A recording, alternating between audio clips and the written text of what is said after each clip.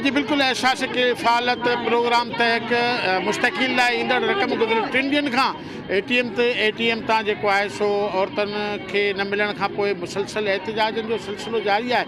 हिन वक़्तु बि मक़ामी हबीब बैंक जे एटीएम जे साम्हूं जिते मुस्तहिक़ीन खे एहसास किफ़ालत प्रोग्राम तहत रक़म ॾिनी वञे थी, एटीएम बंदि हुअण ऐं एटीएम मां पैसा न कढाए सघण सबबि मुसलसल 3 ॾींहं बि धरणो लॻो पियो आहे। अॼु स्टेशन रोड मेन रोड बंदि आहे।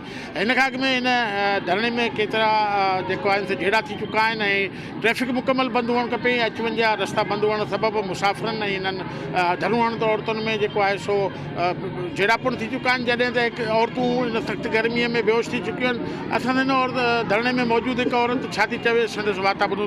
असां सां नाइंसाफ़ी आहे, राति खां वठी असां त परेशान आहियूं। असांजे पेट में सवली मानी कोन्हे, असां बचा सुम्हारे वरे इंतज़ार में अचूं। कटौती कंदड़ माण्हू जेके आहिनि उहे चवनि था त पैसा 500 खां 1000 रुपया फ़ी किस्त ते जेका आहे सा उन्हनि खां वसूली करियूं